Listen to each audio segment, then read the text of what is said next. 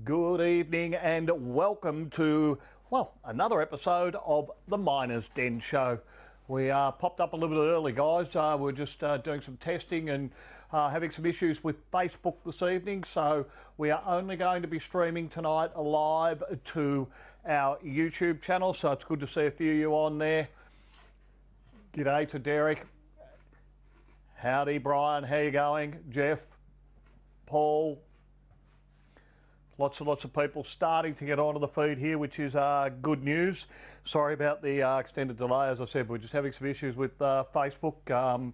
Didn't really want to stream for us, so hopefully anybody who's over there, we've put a message out and come across and jump on to our YouTube channel. No Facebook feed tonight.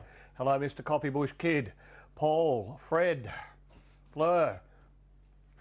Lots and lots of people coming on, which is great news. Hello, Alan, Roy, Rex. We will post up hopefully a copy of the video to our Facebook page once we complete tonight's show, but unfortunately we're just having trouble live streaming. The Big Daz, g'day Nathan. Hi Chris, we're putting the final touches on here. A couple more minutes to go, guys. Weather's starting to get better to get out. Had a bit of a run around this week again with the Coffee Bush Kid. Some big news coming there. Hello Cliff, how you going? Lots of people still getting on to the feed, which is great to see. We're not going to be too far off before we'll be ready to get underway here for episode 224 of the Miner's Den Show. Lots of prizes again this evening. Hello Lorraine, Wendy, Joanne. Lots and lots of people coming in, which is fantastic to see. Just nearly there now, guys. As I said before, no stream going live to Facebook tonight. Some technical issues there. We weren't able to solve, unfortunately, but we'll have a look at that during the next week and be back up there again. Fabio, Jan, welcome, Gary. Right, I think we're just about there for me to disappear for a moment, and I'll be back very shortly with episode 224. See you then, guys.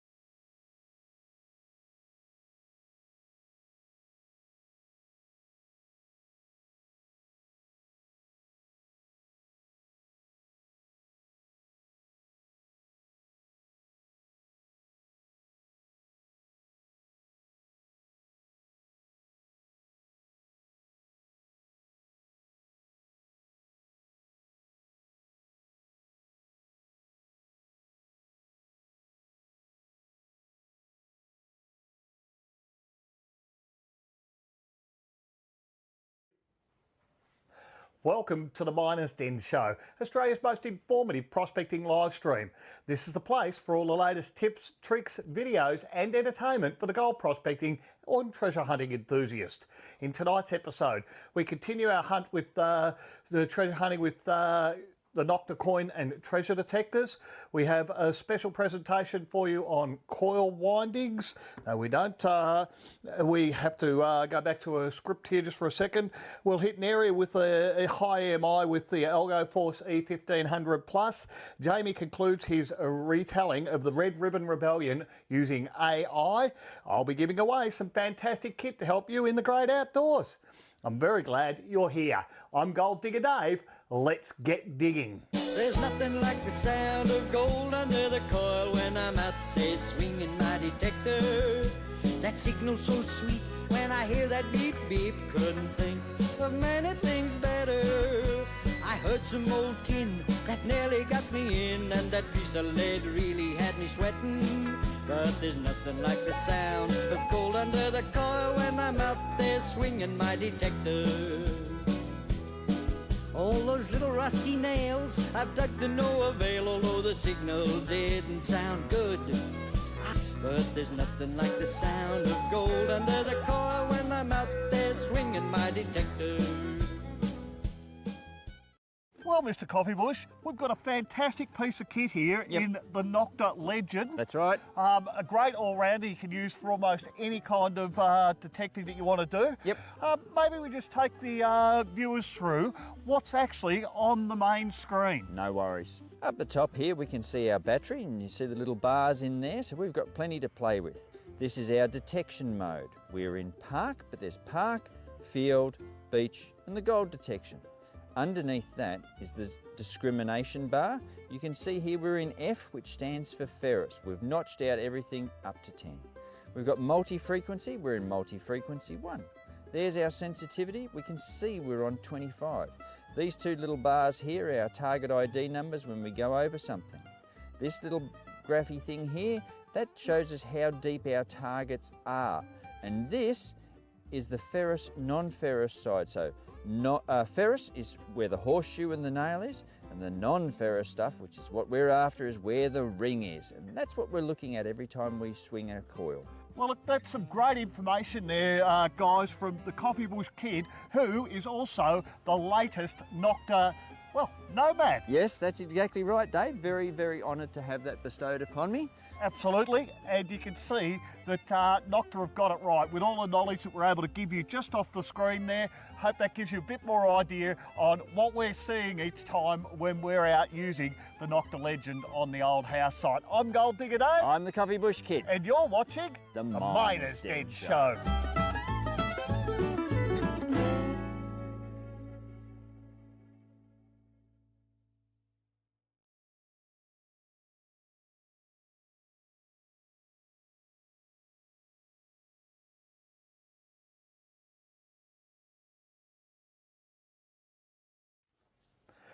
Well, that is certainly big news, and it's a big congratulations to Andrew, aka the Coffeebush Kid, on being appointed a Nocta Nomad. Now, just to give you a bit about the program, it selects people who are very knowledgeable about all things Nocta and makes them ambassadors for the Nocta range of metal detection technologies. They are typically mega contributors to the advancement and learning in the metal detector industry, and Andrew certainly fits this bill. Of course, you can always get in contact with the Coffeebush Kid at Miners Den Bendigo, or catch up with him when see what he's been doing on his YouTube channel, the Coffeebush Kid. Well deserved, Mr. Coffeebush Kid, and keep up the great work. And look, keep watching over the next few weeks as we get updates from the Coffeebush Kid from his adventures in the UK. Look, there was another successful Miners Den demo day in the Melbourne store with a small group of people attending to learn more about the Nocta and AlgoForce range of metal detectors. A delicious barbecue was put on for lunch, and many left with a good idea of which of these Nocta or AlgoForce units best suit their needs. It's great to see that the gold price has also nudged up during the week to a bit over 5,200 per troy ounce, with a strong possibility that it may get out of its tight trading band that it has been holding in over the past few months. Looking at the live gold price now, we can see that it's currently trading at around about $5,180 Australian per troy ounce. That's still a great price, guys. Let's hope it continues to go up. Okay, so it's time now to have a quick look at what we've got up for grabs on this week's Lucky Viewer giveaway. Now, we did have some technical issues, as I said earlier, with the Facebook feed, so there's going to be 5 prizes up for grabs on the YouTube channel this evening, and they include 4 reference books. A couple of them are a little bit older, but this week we have a clean out of the prize cupboard again. So Living with Minerals in SA is one of them. The Innovative Gold Prospector is another one. Beachcombing with a metal detector at Opal's Rivers of Illusion. So that's 4 books there, guys. Some of the information in a couple of them are a little bit older, but the same principles apply to metal detecting today as what they did back in those earlier years. Several of these books, as I said, are a bit older. So it'll certainly give you some tips when you get out on the hunt. Winning is simple. Comment in the feed and keep watching to see if your name comes up at the end of the show. There are 5 sets in total to give away, as I said. With our Facebook stream down tonight, we'll be going to, all of them will be going to people who are watching on the Miners Den Australia YouTube channel. Good luck and happy prospecting and treasure hunting. Time now to see a video to meet our resident Nocta Legend, Nocta Nomad, which we ran a few moments ago, and he ran us through the control screen on the Nocta Legend. I think we've already run that video, so that was our quick tip for tonight. Straight into Amazing Discoveries, and this week on Amazing Discoveries, an amateur metal detectorist in the Czech Republic unearthed a buried cache of ancient artefacts. One piece in particular was a curved bronze fragment that turned out to be a 3,200-year-old chest plate, possibly part of an armour worn by an elite warrior during the legendary Battle of Troy. The find included a spearhead, a sickle, a needle and copper fragments likely buried in a ritual. But it was the folded bronze sheet, digitally unfolded using 3D scanning, that revealed ornate decorations, confirming its use as a protective armour. Only privileged warriors had access to bronze armour in the 1200 BC, making this an extremely rare and historically significant discovery. Experts believe it belonged to a high-status fighter who may have fought in the Trojan War. Fascinating discovery with a metal detector, 3,200 years in the ground, and one swing revealed the treasure. Up next, let's have a quick look at competition time. And it's the start of a new month, and that means I have to congratulate the latest in a long line of monthly winners of our Gold Digger Dave's Gourmet Pay Dirt photo competition. Congratulations to Nathan Bullock, who you may remember grabbed himself a bag of gourmet pay dirt for a rainy day. Nathan wins a $50 gift voucher to spend at Miners Den. We know a lot of people out there who've bought, a can, bag, tub or bucket of Gold Digger Dave's Gourmet Pay Dirt, and they don't send us a photo. Well, look guys, why not? Every month you can win a $50 Miners Den gift voucher just for sharing your photo of what you find. It couldn't be easier to find gold with Gold Digger Dave's Gourmet Pay Dirt. As I keep telling everybody, it's no ordinary gravel. In our next video, the Coffee Bush Kid and I head to an area with high EMI interference to try our luck with the ElgoForce E1500 Plus. Let's have a look at that one now.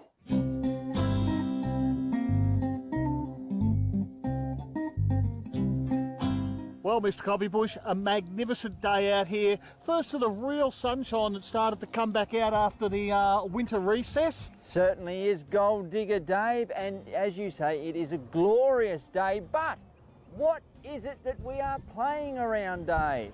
These power lines here would give me the indication, Mr. Coffee Bush, that we're in an area we'd say to be a very high EMI area. Yep, that's right. That's EMI, not ELO. And EMI, for those of you who would like to know, is electromagnetic interference. So this area has typically been worked here. It's not far from the shop. That's right. It's right on the edge of a couple of roads. Hence the noise. Yes, the noise that we've got coming through in the background there.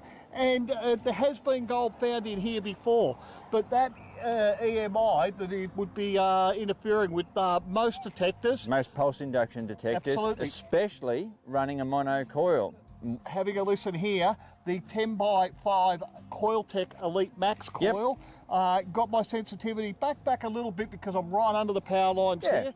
So I'm running about 13. And there's nothing wrong with that. As long as you can get a stable threshold, that is what you want. Even though we're, as we say, at 13, we're not going to be missing a great deal. And the more you can get away from the power lines, and it's only sort of by meters, you can start increasing your sensitivity up and down whichever way you want to go with it. So no, great machine. That's right, and we do know that looking on the old Goldfields maps, this area has been worked before, so there's some old workings down there. There's been some surfacing in the area.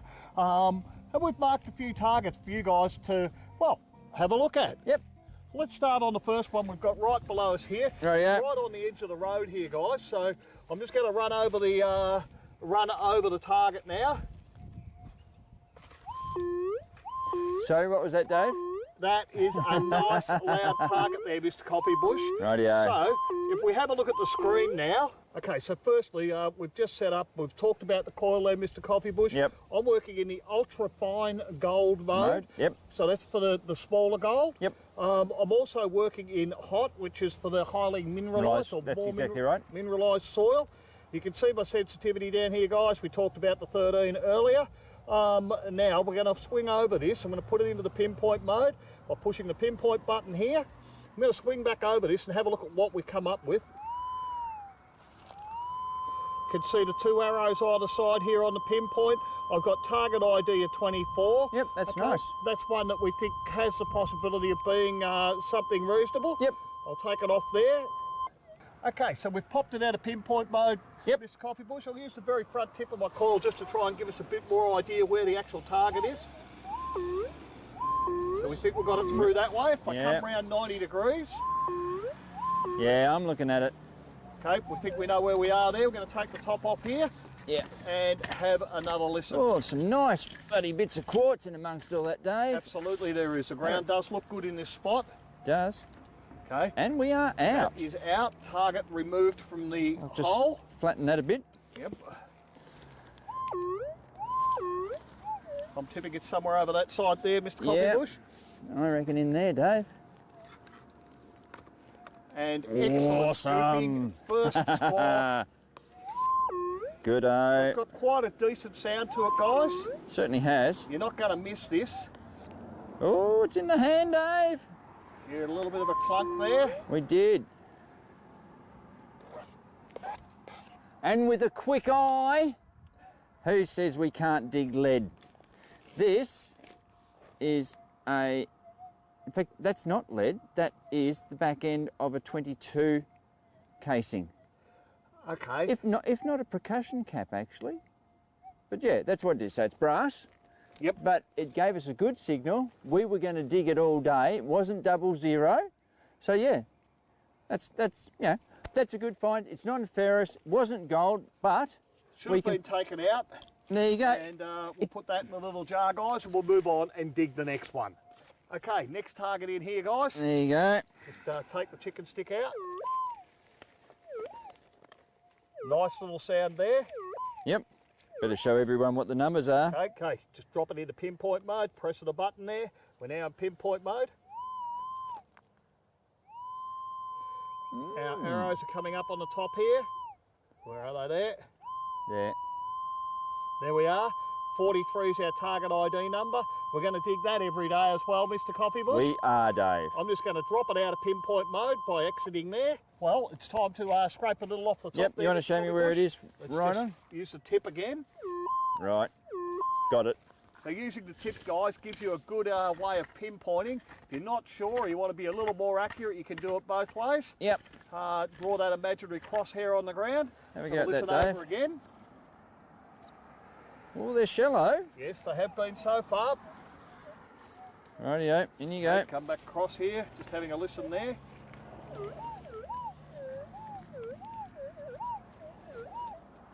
Okay, I reckon we're somewhere just in front of the tip of the coil there, Mr. Coffeebush. Maybe even that clump there. Yep, rightio. I'm going to do that. Have a go. Ooh. Back this way a little bit. Yeah, I think so. Right. Okay. Yep. Oh. Okay, Have a put that. listen to the- Might have two targets in there. That's going to be interesting. All right. There.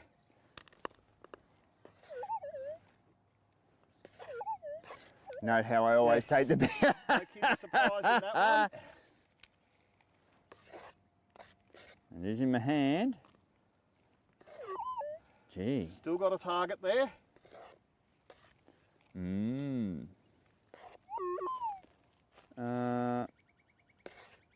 Right. Well, what that one is, Dave? Little piece of rusty nail there, Mr. Coffeebush. Yep. Hack of some kind. And there we go. Bingo. Straight on the So end of that the pit. makes me wonder. Can you please pinpoint where that one was again. Right. I'm just May going save to. us a little bit of time. The magnet on the back of the pick there, guys, quite Right. often can pick up those. Have another go, Dave. Not that time. Let's try one more go. I Wow. think it's down the front there a little bit more. Sometimes it'll save you a little bit of time if the Yep. Go for it again. little bit of metal is there, which it is. Yep. You've There it picked is. it up there like that. Drop him in, take that out just in case you Rightio. want to come back here next time. Yep. It's got it all there. Alrighty. Very good. Well, it was an interesting target. It was a 43. It was a bit of wire. In fact, there was 2 bits of wire. So, you know, we've done it. We've checked it all out. Job's a good one. We've picked all the rubbish up. So there's only one thing to say, Dave. Yes.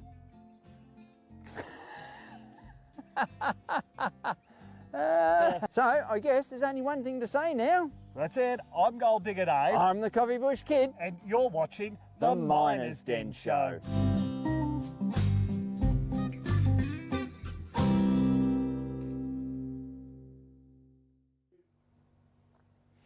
Another great day out there with the Coffee Bush Kid, as always. Unfortunately, no gold that time, but we are working closer to a nugget or two. On the break there was a question come in from Brian who asked, "Hi Dave, I'm going beach combing in South Australia this weekend. Do I need a miner's right?" Now look, in South Australia, Brian, you don't need a miner's right. No miner's right needed at all, even for gold prospecting over there. So you're allowed to go off and do the beach combing without a miner's right. Good luck and I hope you have some decent finds there. Now look, I'm going to move on to Dave's deals. This week I've just got a quick reminder on the 2 super deals we have going to clear out the control box covers to suit the M Company's GPX 6000 and the SDC 2300. There are older detectors in the ranges that are around now. The SDC 2300 cover was normally $75. That's been reduced to clear now at $25, and also our GPX 6000 basic cover, $65 was what it was. Again, that's down to $25. There's limited numbers, and once they are sold out, there will be no more available. So yeah, get into minersden.com.au or one of our Miners Den metal detector superstores and grab yours now. Moving on to our calendar update, and the weather is slowly starting to improve around central Victorian goldfields. That means it's a perfect time to book yourself in a training session or a try before you buy experience. Miners Den Australia have several training sessions that run each week on a range of Minelab metal detectors, the Algo Force and the Nocta metal detectors. So sessions last for 3 hours and they're hands-on in the Bendigo goldfields. Our experienced metal detector guides will train you on how to use your machine in the goldfields, and with plenty of time to ask questions. Many handy hints and tips will be provided to help you get the most from your equipment and ensure you have the best chance of uncovering gold, coins and relics. You can book either an afternoon session or a morning session most days of the week, excluding Sunday. Now, head to minusden.com.au or call one of the Miners Den Metal Detector superstores to learn more or make a booking. Okay, in our last video for the evening, Jamie concludes his retelling of the Red Ribbon Rebellion with the help of AI. Let's check out what he's come up with now.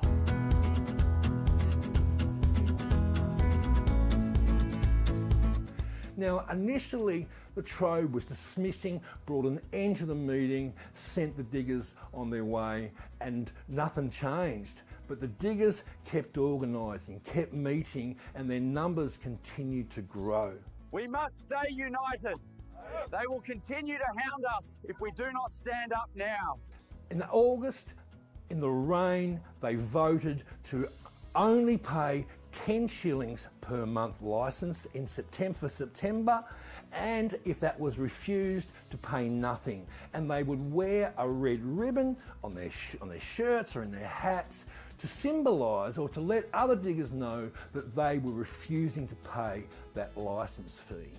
Well, Lieutenant Governor Latrobe sent all available troops to Bendigo, because remember, diggers at this time, all of them are armed. And if we have thousands of diggers all armed, all angry and protesting, things could easily get out of hand, as they did the following year in Eureka. Well, the end of August, Lieutenant Governor Latrobe had a change of heart. We should abolish the licence fee and replace it with an export levy. All of a sudden, he was announcing that his intention was to abolish the licence fee and replace it with an export levy on gold and just a small registration fee for the diggers. Now, the papers howled. The colony has been humbled in the dust by a lawless mob. Lieutenant Governor Latrobe did not have the final say on this. There was a select committee assembled to consider what was happening on the goldfields, including the licence fee system with these brutal and oppressive licence inspectors. Through September, the Governor Latrobe announced that there would be no enforcing of the licence fee for the month of September. So often when we hear about the Red Ribbon Rebellion, we hear that they got a month off, because that's a story I know I used to tell. But they actually achieved a little more than this. No less than 20 shillings a month, damn them. The outcome from the select committee was that the monthly licence fee would be dropped by 10 shillings to 20 shillings a month, and a new licence of 12 months would be introduced, which would cost around £8, not really saving diggers much money. The right to vote was not extended to everyone, but it was extended to those diggers who would buy a 12-month licence and had been in the colony for 6 months. And as I say, gold was getting harder to find for these diggers. An £8 licence fee was out of the question for 90% of them. Very few had taken any 12-month licences out, so didn't have the right to vote. In terms of the land, nothing changed. In terms of the way that the licence fee was enforced by these police inspectors, nothing changed. So although they had a little bit of an improvement in their conditions, it wasn't until the following year in Eureka, and the post-Eureka, that real change was made. Before I finish up on this story, what was the difference between the Red Ribbon Rebellion and Eureka? Why did it not end up in a battle at Bendigo? Well, the difference was who was in charge on the goldfields. Here in Bendigo, we had a gold commissioner, Panton, a young fella, but well liked by the diggers, and a good head on his shoulders, kept things calm. The diggers themselves in Bendigo also wanted to keep things calm. In Ballarat, the Gold Commissioner, Robert Reid, a very different story. That guy was hell-bent on teaching the Ballarat diggers a lesson, and him, along with his offsider henchman, Captain Paisley, were baying for blood. They were the difference between Bendigo and Ballarat, who was in charge at the time. So that's the story of the Red Ribbon Rebellion in full. I hope you've enjoyed it. I hope you understand a little more, because I do, about exactly what they achieved. It certainly was a step in the right direction, but as I said, it wasn't until after Eureka that the diggers finally had that licence fee abolished, finally got the vote, finally had access to the lands. That's all I've got time for in this week's episode of Gold Rushes of Australia. I hope you enjoyed it. I'll catch you on next week's episode of The Miners' Den Show. See ya.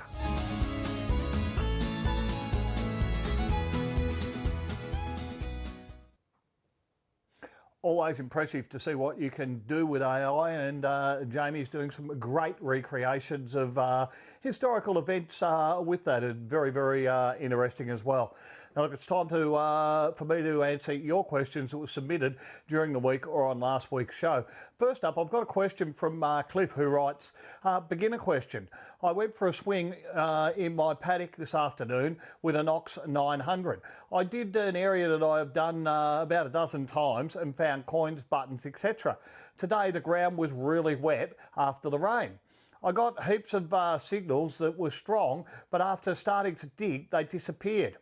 Is this due to moisture or settings? It's highly mineralised ground down near Malden. Have never had this happen before.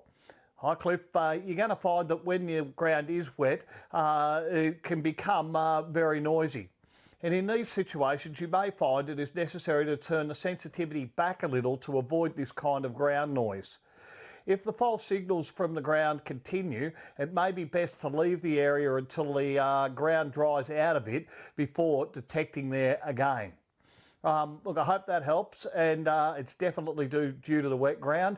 Let us know if this has fixed the problem once you've backed the sensitivity back or the ground has dried out a little bit. Next up, I have another question from Jason, who asks, can you use a jackhammer on Crown land at all? Well, look, hi Jason, you cannot use a jackhammer for gold prospecting on Crown land. The miner's right allows you to use non-mechanicalised tools only. Thanks for the question, Jason, and good luck on the hunt.